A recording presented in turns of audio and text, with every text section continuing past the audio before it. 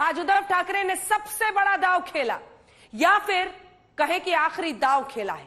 एकनाथ शिंदे जिस तरह से शिवसेना के विधायकों का जत्था लेकर गुवाहाटी के होटल में बंद है, अब उद्धव ठाकरे ने शिव सैनिकों के लिए इस्तीफा तक देने की बात कह दी है।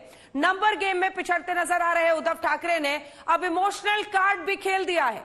एक तरफ उद्धव कह रहे हैं कि बीजेपी उन्हें कहती है कि वो मुख्यमंत्री बनने लायक नहीं है, दूसरी तरफ वो ये भी कह रहे हैं कि उन्हें सीएम पद छोड़ने में कोई परेशानी नहीं है, लेकिन उनकी जगह कोई शिवसेना का ही मुख्यमंत्री बनेगा तो खुशी होगी।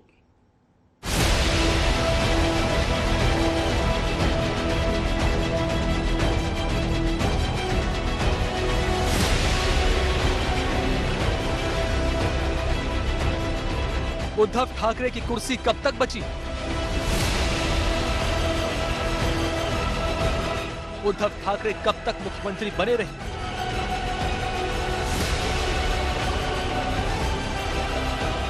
एकनाथ शिंदे का पूरा गेम प्लान क्या है? क्या शिवसेना में अब दो फाड़ हो चुके हैं? क्या उद्धव सरकार बचाने की आखिरी कोशिश कर रहे हैं?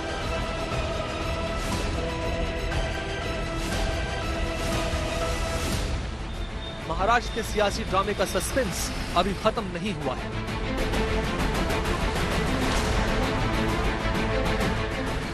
गुवाहाटी में 40 विधायकों के साथ होटल में रुके एकनाथ शिंदे ने महाराष्ट्र की सत्ता को हिला रखा है। महाराष्ट्र में इस वक्त एक जबरदस्त पॉलिटिकल पिक्चर चल रही है और इस पिक्चर में क्लाइमैक्स उद्धव ठाकरे ने फेसबुक लाइव करके डाल दिया है।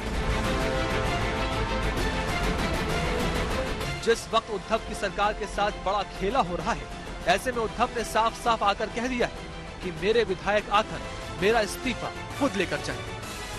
लोक म्हणत असतील की ते ठीक आहे, त्यांना हवे असतील पण आम्हाला तुम्ही नको।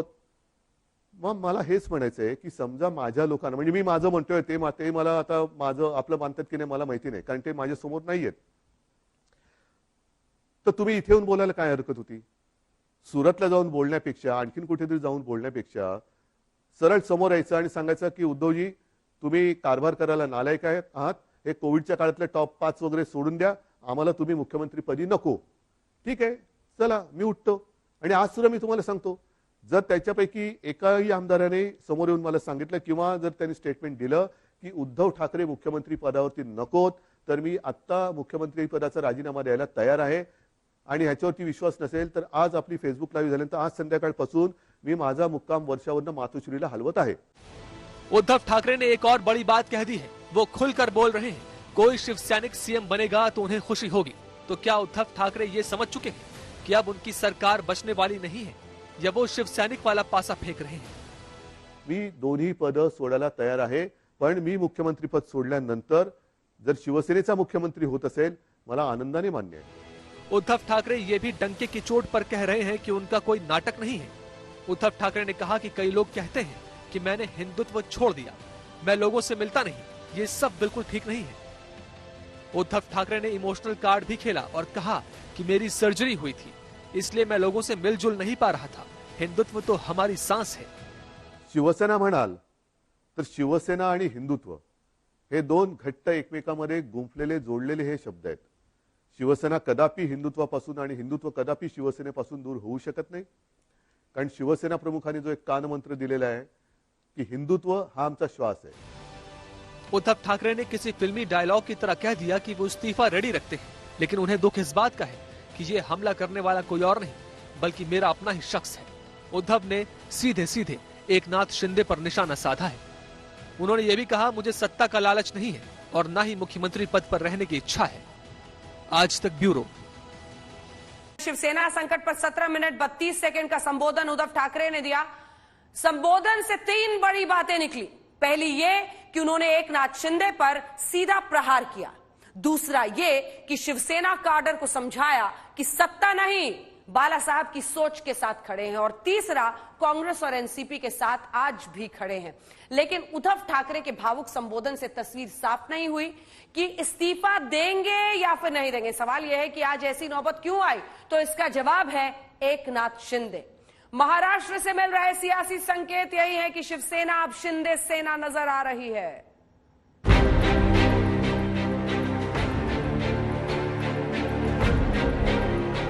शिवसेना के 40 MLA अभी यहाँ मौजूद है। जो एमएलए गुवाहाटी में बैठे हैं शिवसेना के, वो सोचेंगे और सोच रहे हैं, खुद एकनाथ शिंदे साहब भी सोचेंगे और वापस वो हमारे परिवार में दाखिल होगा। कांग्रेस के विधायक सब एक हैं, 44 में से 44 में से 41 विधायक आज उपस्थित रहे।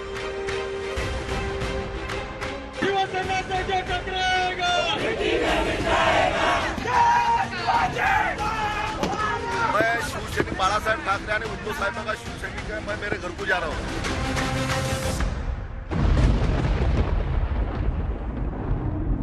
56 साल पुरानी पार्टी में सबसे बड़ी बगावत हो गई। जिस पार्टी के तेवर और कलेवर से महाराष्ट्र की राजनीति की दिशा और दशा तय होती है, आज उसी पार्टी की दशा को लेकर सियासी भविष्यवाणियां हो रही हैं। मतलब ये कि शिवसेना का आगे क्या होगा। वजह है महाराष्ट्र से दूर पहले गुजरात और अब गुवाहाटी से आई शिवसेना के बागी विधायकों की तस्वीरें।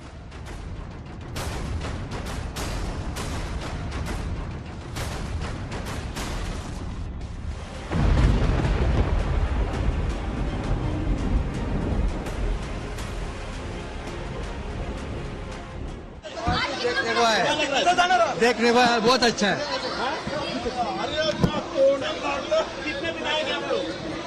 आप लोग कितने लोग आपको 35 लोग हैं? 35 लोग आपको। हम घूमने आए। बाला साहब के पसीने पर खड़ी हुई पार्टी से कई नेता बिछड़े, लेकिन दशकों से महाराष्ट्र में शिवसेना की सियासी चमक और धमक कभी फीकी नहीं पड़ी। नेता बिछड़े, बाला साहेब की विरासत की लड़ाई में उद्धव ठाकरे और राज ठाकरे की राहें जुदा हो गईं। यहाँ तक कि बीजेपी संग गठबंधन टूटा, बावजूद इसके शिवसेना का झंडा बुलंद नजर आया। लेकिन वक्त का पहिया घूमा और 21 जून 2022 से शिवसेना में वो हुआ जिसकी कल्पना करना भी मुश्किल था। कयास यही लगाए जाते थे कि कांग्रेस या फिर एनसीपी में टूट हो सकती है, लेकिन हुआ उल्टा। यानी ये बात समझ से परे थी कि उद्धव ठाकरे की अगुवाई वाली शिवसेना के अंदर से ही नेतृत्व परिवर्तन की इतनी बुलंद आवाज उठ सकती है। दुनिया के सामने खुल्लम खुल्ला सबसे बड़ी बगावत का ऐलान हो सकता है।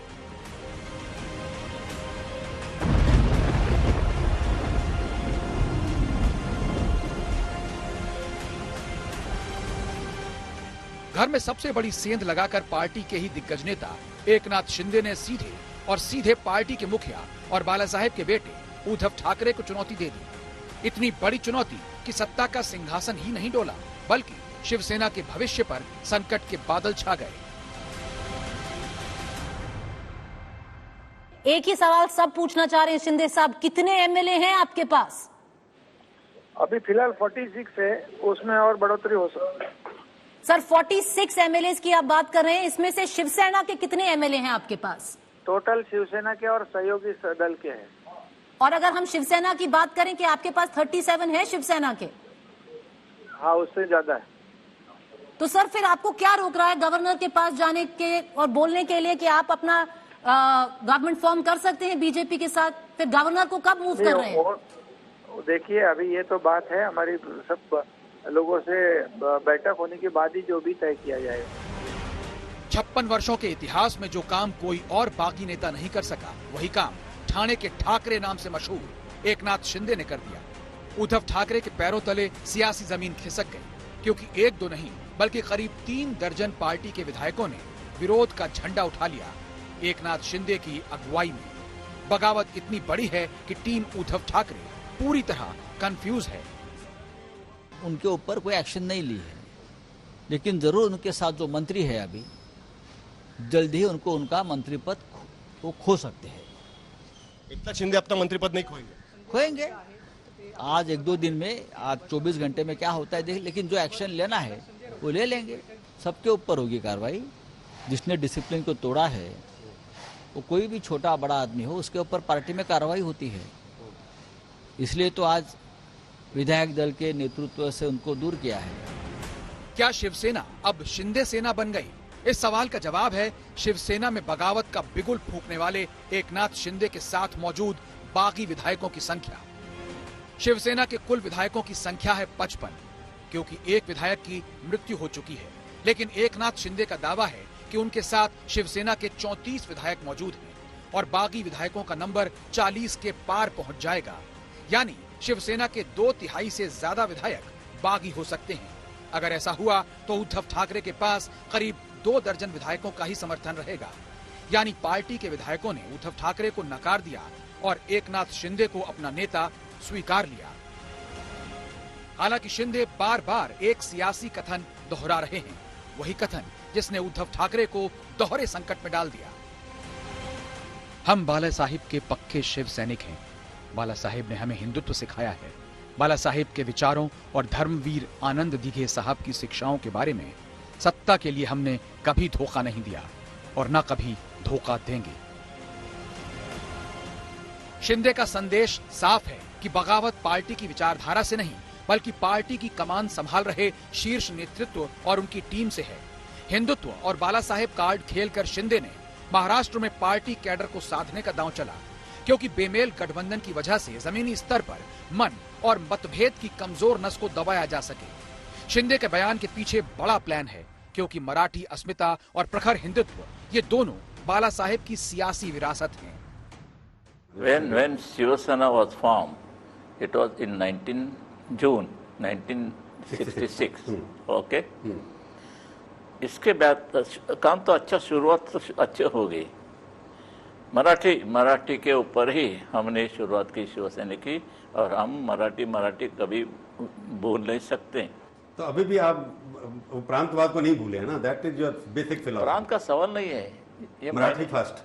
महाराष्ट्र में मराठी लोगों का सम्मान नहीं किया जाएगा, मान नहीं रखा जाएगा, तो कहाँ रखा जाएगा? पंजाब में, बंगाल में, गुजरात में, उत्तर प्रदेश में, कहाँ? बिहार में।